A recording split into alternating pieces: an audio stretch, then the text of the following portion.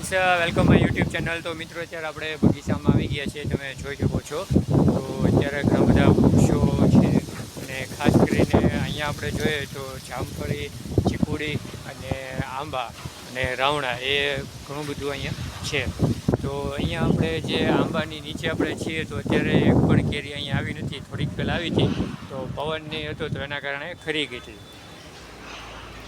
ત્યાર પછી હવે આપણે ચીકુડી પાસે જઈશું, જે ચીકુ અત્યારે સિઝન શરૂ થયેલી છે અને અત્યારે આવેલા છે. જો અહીંયા આપણે ચીકુડી પાસે છીએ, ઉપરની સાઈડમાં તમે જોઈ શકો છો તો ચીકુ આવ્યા છે. તો હજી ઘણી બધી ચીકુડી છે, 10થી 15 જેટલી, અને એમાં પણ ઢગલા મોઢે ચીકુ આવેલા છે. ચાલો હવે આપણે ત્યાં જઈએ અને તમને પણ વિડીયોના માધ્યમથી બતાવીએ.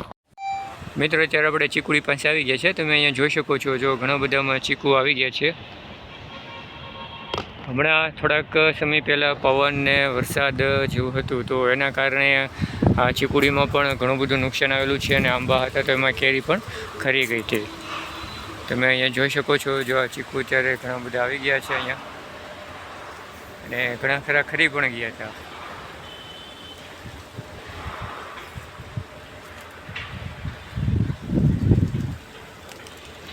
એકદમ ઓર્ગેનિક જે બકાલું કહે ને શાકભાજી, તો અત્યારે અહીંયા વાવવામાં આવેલું છે. તમે અહીંયા જોઈ શકો છો, એકદમ ઓર્ગેનિક ને પ્યોર કહીએ તો દેશી, એક પણ જાતની દવા છાંટા વગરનું છે. તમે જોઈ શકો છો વાવેલું છે. તો એ પણ આપણે જોઈએ.